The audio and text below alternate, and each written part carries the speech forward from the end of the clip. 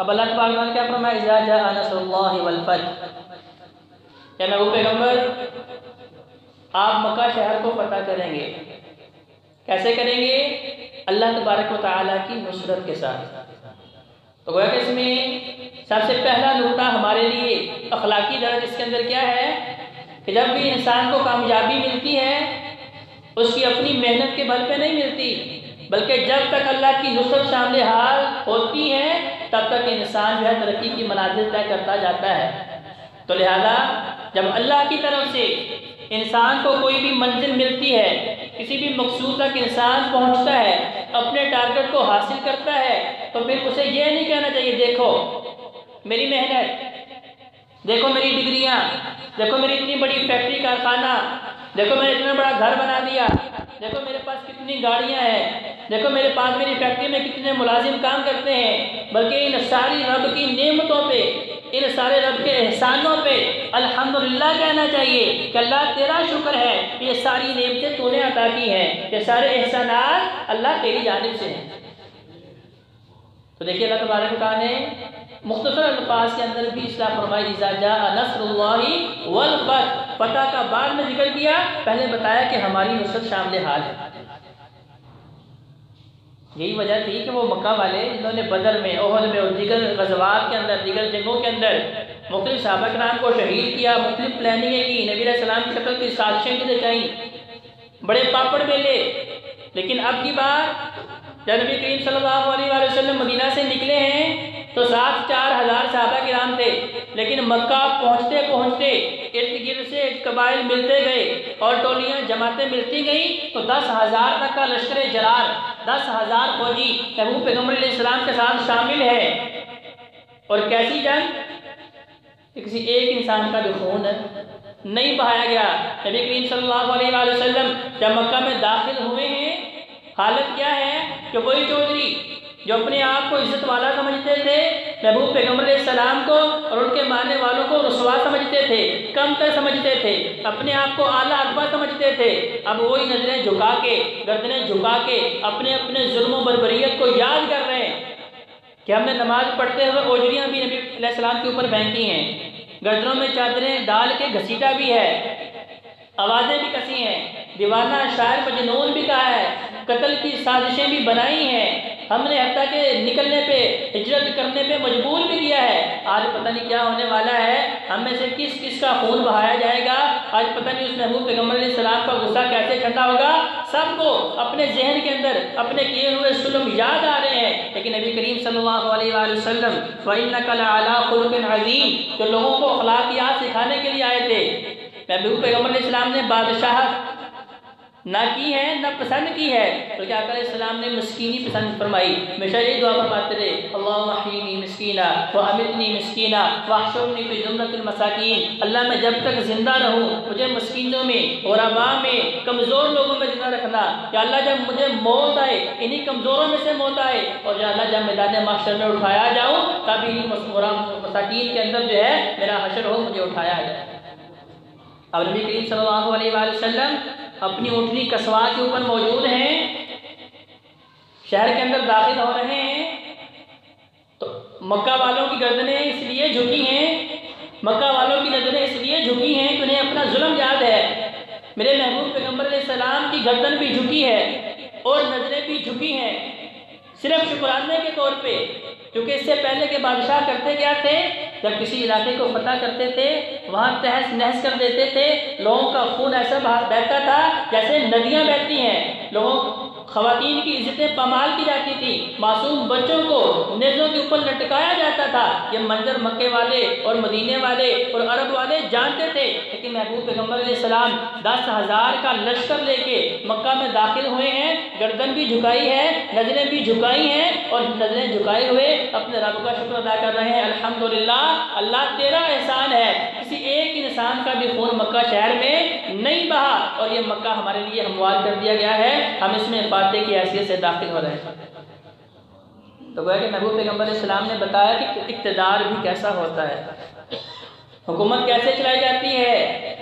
ذات جی وقار یہ حکومت دینے والا، یہ بادشاہتیں دینے والا، یہ اقتدار دینے والا چونکہ خالق کائنات ہے، تو لہذا اتنی بڑی خوشی کے موقع پہ بھی محبوب پیغمبر اسلام نے یہ نہیں کہا کہ لو بھی تم آج آزاد ہو، جو مرضی کر لو۔ جیسے ہمارے ہاں ہوتا کیا ہے، خوشی کا موقع ہوتا ہے تو کسی کو بتایا جائے اور بھائی یہ آپ کام خلاف سنت کر رہے ہیں، یہ ڈھول ڈھمکا بجا رہے ہیں، یہ طوطے بالیاں ہو رہا ہے، یہ ناچ سرور کی محفلیں جو ہیں وہ برپا کی جا رہی ہیں، کہتے ہیں مولوی صاحب آپ چپ رہیں، خوشی کا موقع کوئی بات نہیں کرنے دیں۔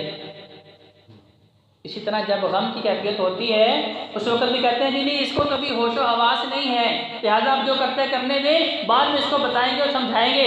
میرے بھائیوں نہیں، محبوب پیغمبر علیہ السلام کے اوپر غم کے پہاڑ بھی ٹوٹے ہیں، آقا علیہ السلام نے صبر کا دامن نہیں چھوڑا۔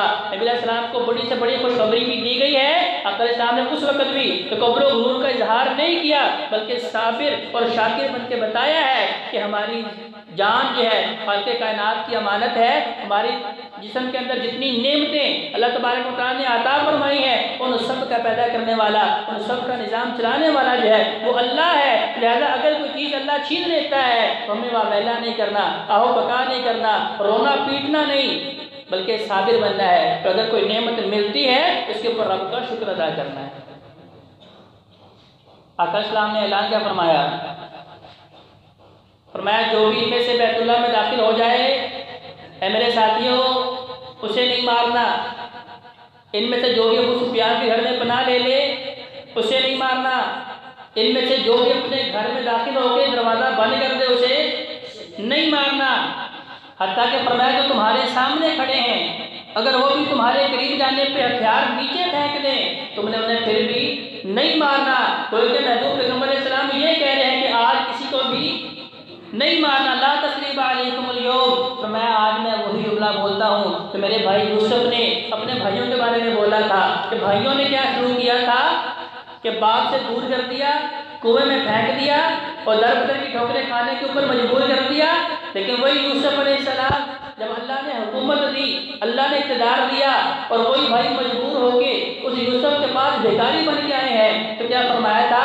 انہیں یاد بھی نہیں دلایا کہ تم نے میرے ساتھ کیا شروع کیا تھا، لیکن فرمایا اللہ تثریب علیکم اليوم، رب کی رضا کے لیے جاؤ میں تمہیں معاف کرتا ہوں۔ بھائی اللہ کی رضا کے لیے معاف کرنا یہ ہوتا ہے کہ آپ اسے آر نہ دلائیں، آپ اسے یاد نہ دلائیں۔ تمہیں یاد ہے تم نے میرے ساتھ کیا کیا تھا اور کس منہ سے میرے سامنے آ گئے ہو، آج تم مجھ سے مدد مانگتے ہو۔ اگر یہ ساری باتیں کرنی ہے اسے معاف کرنا نہیں کہتے۔ معاف کرنا یہ ہے کہ کوئی بھی بات، کوئی بھی دکھ والی بات جو آپ کو یاد ہے، اب وہی بھائی مجبور ہو کے آپ کے پاس آیا ہے، آپ رب کی رضا کے لیے معاف کر دیں اور اس کا اجر اپنے رب سے حاصل کر دیں۔ نبی کریم صلی اللہ علیہ وسلم نے یہ فرمایا، کسی کو یہ نہیں کہا اور کدھر ہے فلاں چودھری، کدھر ہے فلاں چودھری جو یہ کہتا تھا میرے بیٹوں کے فوت ہونے پہ کہ اس کی نسل تو ختم ہو چکی ہے، اس کا کوئی نام لینے والا نہیں۔ کدھر ہے وہ چودھری جو میرے اوپر اوڑھیاں پہنتے تھے، کدھر ہے وہ چودھری جو میرے قتل کی سازشیں کرتے تھے۔ نبی کریم صلی اللہ علیہ وسلم نے کسی کو کوئی آر نہیں دلایا، کسی کا کوئی ظلم یاد نہیں دلایا، بلکہ کیا فرمایا؟ لا تثریب علیکم اليوم، جاؤ آج میں تم سب کو معاف کر دیا۔ نبی کریم صلی اللہ علیہ وسلم خود ام ہانی کے گھر میں جاتے ہیں، غسل کرتے ہیں، 8 رکعات شکرانے کی ادا کرتے ہیں۔ دیکھیں میرے محبوب پیغمبر علیہ السلام کی سنت کیا ہے، اگر غم آیا ہے تو پھر بھی رب کے سامنے جھکنا ہے، سجدہ کرنا ہے، قیام رکوع کرنا ہے، رب کے سامنے جو ہے اس کا اظہار کرنا ہے کہ اللہ انا للہ و انا الیہ راجعون، اللہ یہ نعمت تو نے دی تھی اگر تو نے چھین لی ہے، یہ بیٹا تو نے دیا تھا اگر تو نے چھین لیا ہے، یہ بھائی تو نے دیا تھا اگر تو نے چھین لیا ہے، اللہ تیری مانتے ہیں، تیری طرف پلٹ کے جانے والی ہے، پھر بھی اللہ کے سامنے جھکے ہیں۔ اگر اللہ نے فتح دی ہے، اگر اللہ نے عزت دی ہے، اگر اللہ نے خوشی دی ہے، اتنا بڑا دن، لیکن نبی کریم صلی اللہ علیہ وسلم نے نہ جشن منائے ہیں نہ اسے جائز قرار دیا ہے، بلکہ رب کے سامنے جھک کے بتایا ہے کہ لوگوں جب بھی تمہیں اللہ تبارک و تعالیٰ کی طرف سے کوئی نعمت ملتی ہے، اللہ کی طرف سے تمہارے اوپر کوئی احسان ہوتا ہے، تمہاری جو ہے مطلوب چیز، تمہاری محبوب چیز تمہیں حاصل ہو جاتی ہے، تو رب کے سامنے جھک کے شکرانے کے نوافل ادا کرو۔ تو رب کا وعدہ ہے لئن شکرتم لازیدنکم، تم شکر کرتے رہو گے میں نعمت اسی طرح بڑھا کے تمہیں دیتا رہوں گا۔ نبی کریم صلی اللہ علیہ وسلم نے 8 رکعات نوافل جو ہے 2 کر کے شکرانے کے طور پہ ادا فرمائی۔ تو اس میں سب سے پہلا اخلاقی درس ہمارے لیے کیا ہے؟ اذا جاء نصر اللہ والفتح، اللہ نے فتح کا ذکر بعد میں فرمایا، پہلے فرمایا کہ لوگوں تم بھی چاہتے ہو کامیابی، تم بھی چاہتے ہو کامرانی، اگر کوئی بھی مشکل ہے، کوئی بھی مصیبت ہے تو اگر میری طرف سے نصرت ملے گی تو پھر تمہیں فتح ملے گی، اگر میری طرف سے غیبی مدد تمہارے سامنے حال ہوگی، اگر میری رحمت تمہارے اوپر نازل ہوگی، اگر میری طرف سے تمہارے اوپر برکات کا نزول ہوگا پھر تمہیں خوشیاں ملے گی۔ تو وہ کن کو ملے گی؟ جو اپنے خالق و مالک کو راضی کرنے کی کوشش کرے گا۔ تو مٹھی بھر مسلمان جو مکہ سے کس قسم پرسی میں نکلے، وہ حالات کیسے تھے جب صحابہ کرام بھی حیران پریشان، کسی کے پاس لباس پورا نہیں، کسی کے پاس پہننے کے لیے جوتا نہیں، کسی کے پاس سواری نہیں، کئی دن کی بھوک اور پیاس، لیکن جب اللہ تبارک و تعالیٰ نے فتح دے دی تو پھر سب نے اللہ کے سامنے کلمہ شکر ادا فرمایا، الحمدللہ اللہ یہ تیرا یہ احسان ہے۔ تو لہذا کسی بھی نعمت کے ملنے پہ، کسی بھی رب کے احسان کے ملنے پہ تکبر و غرور کرنے والا مسلمان نہیں ہوتا، بلکہ تکبر و غرور کرنے والا کون ہوتا ہے؟ شیطان ہوتا ہے۔ قرآن مجید فرقان حمید میں اللہ تبارک و تعالیٰ نے ذکر فرمایا ہے کہ شیطان نے اللہ کی بات ماننے سے انکار کب کیا؟ جب اس کے اندر تکبر و غرور پیدا ہوا تھا۔ محبوب پیغمبر علیہ السلام کی سنت کیا ہے کہ جب جب اللہ نے عزت عطا فرمائی، جیسے جیسے اللہ نے عروج عطا فرمایا، جیسے جیسے اللہ فتوحات دے رہے ہیں، ویسے ویسے محبوب پیغمبر علیہ السلام کی آرزو ساری اور بڑھ رہی ہے، جھکاؤ اور زیادہ ہو رہا ہے، اور زیادہ رب کا شکر ادا کر رہے ہیں کہ اللہ ہمارا کوئی کمال نہیں، یہ سب تیرا احسان ہے کہ اس پورے جزیرہ عرب کو انہیں ہمارے لیے آسان اور ہموار کر دیا ہے۔ تو اللہ تبارک و تعالیٰ نے قرآن مجید فرقان حمید میں جو ارشاد فرمایا، لئن شکرتم لازیدنکم ولئن کفرتم ان عذابی لشدید، سورہ ابراہیم آیت نمبر 7 میں، وہاں پہ بھی اللہ نے بڑا بہترین واقعہ ہمارے لیے عبرت کے طور پہ بیان فرمایا ہے۔ حضرت موسیٰ علیہ السلام کو یاد کر کے فرمایا، موسیٰ اپنی قوم کو بتائیے کہ یہ بھی بڑی کمزور تھی، یہ بھی بڑے نحیف تھے، ظلم سہنا ان کی بھی عادت بن چکی تھی، مجبور تھے ظلم سہنے پہ، ان کی بھی خواتین کی عزت دری ہوتی تھی، ان کے بھی معصوم بچوں کو ذبح کیا جاتا تھا۔ تو اللہ تبارک و تعالیٰ نے نجات دی اور فرعون کو غرق آب کیا، دریا کے اندر غرق کیا۔ اس میں نہ موسیٰ علیہ السلام کا کمال تھا، نہ موسیٰ علیہ السلام کی فوج کا کمال تھا، تو ان کو نجات دینے والا کون تھا؟ اللہ تھا۔ تو اللہ تبارک و تعالیٰ نے اس واقعے کو ذکر کرنے کے بعد آیت نمبر 7 میں فرمایا، لئن شکرتم لازیدنکم ولئن کفرتم ان عذابی لشدید، کہ آپ کی بھی مصیبتیں میرے اللہ سے بڑی نہیں، آپ کی مشکلات میرے اللہ سے بڑی نہیں۔ اگر آپ بھی چاہتے ہیں اپنی مصیبتوں سے نکلنا، اپنی مشکلات سے نکلنا، اگر آپ ان کے خلاف فتح چاہتے ہیں، اللہ کا وعدہ کیا ہے؟ لئن شکرتم لازیدنکم، تم رب کے صابر و شاکر بندے بن جاؤ، اللہ فرماتا ہے میں اپنی نعمتوں کو اور بڑھا دوں گا۔ وَلَئِن كَفَرْتُمْ إِنَّ عَذَابِي لَشَدِيدٌ، ساتھ میں اللہ نے دھمکی بھی دی ہے، ساتھ میں جھنجھوڑا بھی ہے کہ اگر تم کفران نعمت کرو گے، رب کی نعمتوں سے فائدہ اٹھانے کے بعد بھی تمہاری زبان پہ یہ شکوہ رہے گا کہ مجھے رب نے کیا دیا ہے، تو پھر یاد رکھو میری پکڑ بھی بڑی سخت ہے، إِنَّ بَطْشَ رَبِّكَ لَشَدِيدٌ۔ تو ذات جبکار پہلا نقطہ، پہلا اخلاقی درس اس سورہ نصر کے اندر ہمارے لیے کیا ہے؟ ہم نے رب کی نصرت مانگنی ہے، کیونکہ اللہ کی مدد کے بغیر ہم کوئی بھی کام کرنے کے لائق نہیں۔ وما توفیقی الا باللہ، اگر گناہ سے بچنا ہے، اگر وہ خالق چاہے گا تو میں گناہ سے بچ پاؤں گا، اگر وہ خالق چاہے گا میں نیکی کر پاؤں گا۔ یہ توفیق گناہ سے بچنے کی اور نیکی کرنے کی بھی خالق کی طرف سے ہے، تو لہذا میں نے ہمیشہ اس رب سے نصرت اور مدد مانگنی ہے۔ دوسرا نقطہ فرمایا، فَسَبِّحْ بِحَمْدِ رَبِّكَ وَاسْتَغْفِرْ۔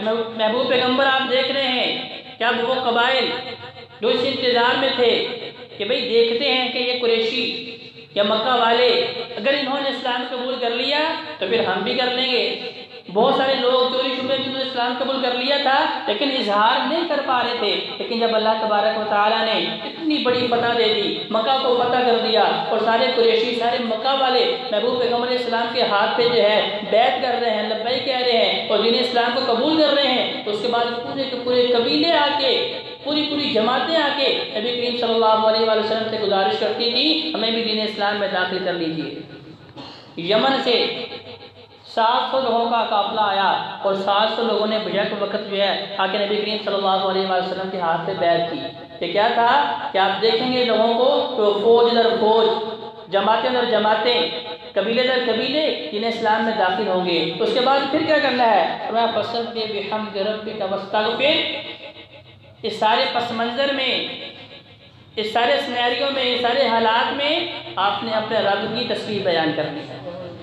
فَسَبِّحْ بِحَمْدِ رَبِّكَ وَاسْتَغْفِرْ، کہ چونکہ یہ عزت کا دن ہے، یہ خوشی کا دن ہے، یہ عروج کا دن ہے، تو لہذا اس موقع پہ بھی آپ نے رب کو نہیں بھولنا، بلکہ آپ کو پتہ ہونا چاہیے کہ آپ کا رب اعلیٰ ہے، جس نے آج یہ آپ کو دن دکھایا ہے کہ جب چند لوگ آپ کے ماننے والے تھے مکہ میں اور چوری چھپے اللہ کی بندگی کیا کرتے تھے، چوری چھپے آپ کا پیغام سنا کرتے تھے، لیکن رب کی طرف سے جب نصرت آئی، رب کی طرف سے مدد آئی، تب 700 ہزار پورے قبیلے آگے جنہیں اسلام قبول کر رہے ہیں۔ تو اس بات کی وجہ سے آپ کے اندر تکبر و غرور نہیں آنا چاہیے۔ فَسَبِّحْ بِحَمْدِ رَبِّكَ وَاسْتَغْفِرْ، بلکہ آپ کو یہ بات یاد رہنی چاہیے کہ سبحان ربی الاعلیٰ، اعلیٰ کون ہے؟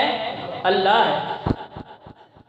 تو اس کے نزول کے بعد نبی کریم صلی اللہ علیہ وآلہ وسلم اپنے رکوع کے اندر بھی اور سجدے کے اندر بھی یہ دعا پڑھا کرتے تھے، سبحانک اللہم ربنا وبحمدک اللہم اغفر لی۔ اللہ اعلیٰ تو ہے، میں تو گناہ گار ہوں، اللہ میں تجھ سے معافی کا طلبگار ہوں۔ اپنے رکوع میں بھی اور سجدے میں بھی اللہ کے حضور یہ دعا فرمایا کرتے تھے، لہٰذا ہمیں بھی یہ دعا آنی چاہیے اور کرنی بھی چاہیے۔ اور اس کے اندر آخری نقطہ فرمایا وَأَتُوبُ إِلَيْهِ وَاسْتَغْفِرْهُ إِنَّهُ كَانَ تَوَّابًا، کہ محبوب پیغمبر رب سے معافی مانگیں۔ اب دیکھیں نبی کریم صلی اللہ علیہ وآلہ وسلم نے تو رب کا پیغام لوگوں تک پہنچایا ہے۔ معافی کس بات میں مانگی جاتی ہے؟ جب انسان سے گناہ ہوتا ہے، جب کوئی غلطی ہوتی ہے تو پھر انسان توبہ کی طرف آتا ہے۔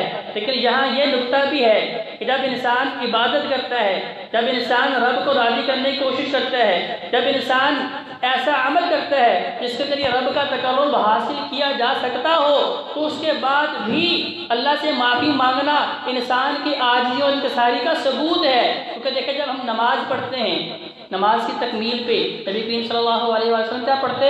اللہ اکبر، استغفر اللہ، استغفر اللہ، استغفر اللہ۔ کی عبادات میں سے سب سے بہترین عبادت نماز ہے۔ وہ کرنے کے بعد بھی انسان کے اندر کہیں تکبر نہ پیدا ہو جائے، اس کے اندر عاجزی آنی چاہیے۔ اللہ اکبر، نماز پڑھنے کے بعد بھی اللہ کیوں سب سے بڑا ہے؟ استغفر اللہ۔ دیکھیں پڑھی تو نماز ہے، نماز پڑھنا بہترین عبادت ہے، اس جیسی اور کوئی عبادت ہی نہیں ہے، لیکن اس کے بعد نبی کریم صلی اللہ علیہ وآلہ وسلم 3 مرتبہ کیا پڑھتے ہیں؟ استغفر اللہ، استغفر اللہ، استغفر اللہ۔ سے مطلب یہ ہے کہ اللہ جتنی تو نے مجھے توفیق دی تھی، میں نے اپنی حیثیت کے مطابق، اپنی طاقت کے مطابق کوشش کی ہے، اللہ اگر اس میں کوئی کمی کوتاہی رہ گئی ہے تو تو اپنی رحمت کے ذریعے معاف کر دے۔ لہٰذا ذاکر ذوالفقار اس میں سے آخری اخلاقی درس کیا ہے کہ عبادت جو نہیں کر رہے وہ تو خاص طور پہ رب سے معافی مانگیں، کیونکہ موت کا پتہ نہیں، موت ہر انسان کا انتظار کر رہی ہے، کسی بھی لمحے آ سکتی ہے۔ وَلَن يُؤَخِّرَ اللَّهُ نَفْسًا إِذَا جَاءَ أَجَلُهَا، اور جب وہ موت آ جانی ہے ایک لمحے کی بھی تقدیم و تاخیر نہیں ہونی کہ آپ اس سے یہ کہیں کہ یار مجھے معافی تو مانگنے دو، ایسا نہیں ہونا۔ جب موت آ جانی ہے تو پھر ایک لمحے کی بھی مہلت نہیں ملنی۔ تو ہر وقت اپنے موت کے لیے، اپنی قبر کے لیے تیار رہیں۔ جو لوگ رب کی بغاوت کر رہے ہیں فوراً سے پہلے رب سے معافی مانگ لیں، اور جو لوگ رب کی بندگی کر رہے ہیں وہ بندگی کرنے کے بعد اپنے اندر تکبر و غرور پیدا نہ کریں، بلکہ اپنے اندر عاجزی اور انکساری پیدا کریں۔